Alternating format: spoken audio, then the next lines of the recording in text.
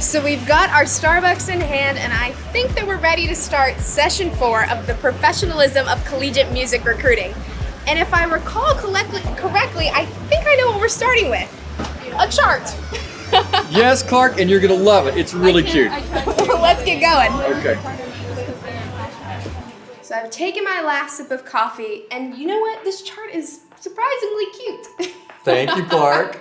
So Dr. Moore, can you help explain it to me? Sure. This is looking at the total school and planning. So this is the infamous funnel, and it is an overall planning chart for how you want to get this number. So let's say we wanted 60 enrolled students. We would work from the top to see just how many prospects we need. This one is an example of a 10-to-1 ratio. If we want to have 60 matriculated students, we start with 600 prospects. And you might remember when we talked about prospects, you need to know their name and their instrument and their major and all their contact info, or it's not really a prospective student.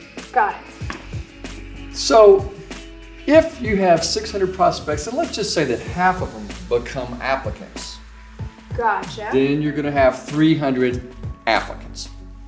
Now, not every applicant auditions. Sometimes, that'll be maybe, let's say 80%, so that's 240. Now, one of the terms we discussed earlier was the admit rate. So the people who are going to be admitted, offered admission. Let's say you're going to do an easy number to remember, 50%. So if we had 300 applicants and we admit half of them, we're going to have 150 admitted students. I'm following here, okay.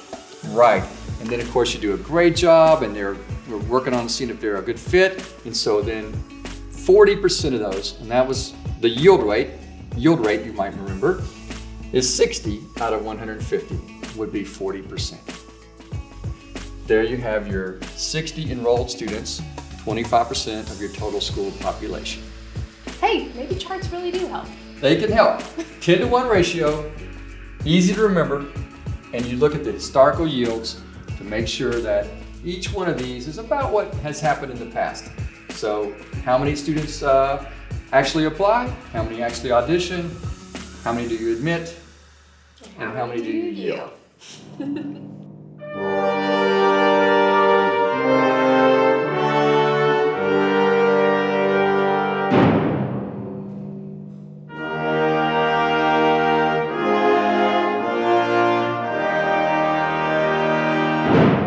Dr. Moore, that wind ensemble was really good. Thank you, Clark. There's a lot of great musicians in the Frost Wind Ensemble. And of course, they're at the beginning of their concert cycle. Yeah, well, all this talk about ensembles is great and all, but can we break it down by instrument or voice? Yes, I think that was a really good example, though, of how important it is to have each section, each studio, to be of high quality. So let's talk about how do we get that to happen. Dr. Moore, you seem to be a very detailed man who loves the use of charts.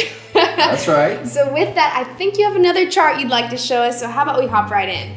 Yes, well, we've talked about instruments and we've talked about programs. So let's just take a look at the whole process. This is an example spreadsheet by the major. So here's some examples of performance, jazz studies, popular music, worship studies, music education, music therapy, music business. So each of these are going to have goals within your school, and you can even track the percentage of those goals if you'd like to see what portion of the school do they represent. Now, how's the process going to work?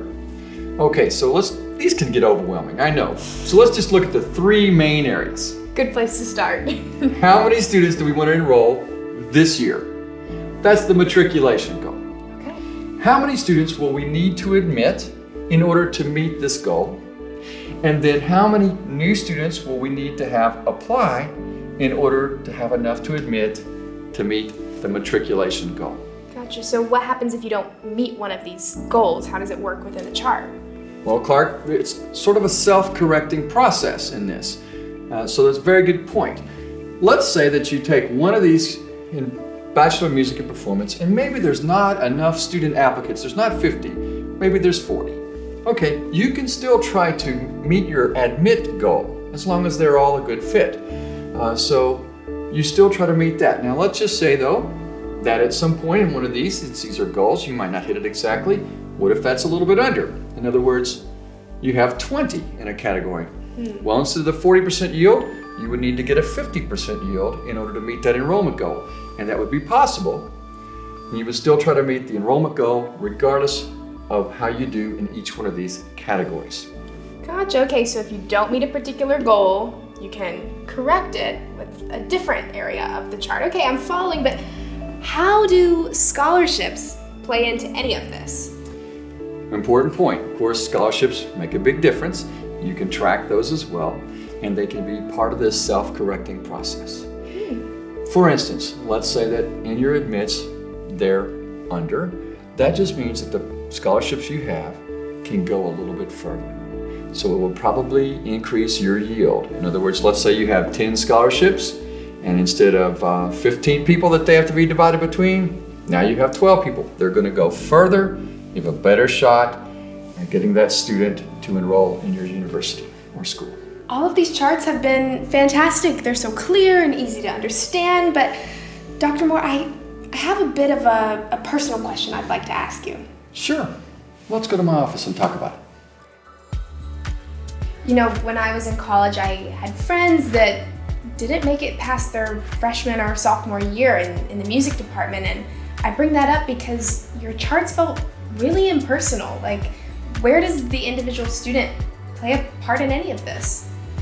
Well, you're absolutely right, Clark. The individual student cannot be lost in this process because it's a lot more important to get the right fit and that student be successful than it is to meet a goal on a spreadsheet. And so, admissions officers and music faculty, they always have the best interests of the students in mind. And so one of the things I want to keep in mind, and I know that all faculty share this, is that they're going to go to where the student is in their achievement level. And after 4 years, they usually have great success in making sure that that student is a good musician, they're ready to be a music educator, a music therapist, a music engineer, and to be great citizens. We have learned so much in session 4. We've looked at charts, but more importantly, we've gotten to the heart of every music educator, I'd almost venture to say, in the world, and that's the importance of the individual student. And so with that, we're going to conclude session 4 of the professionalism of collegiate music recruiting.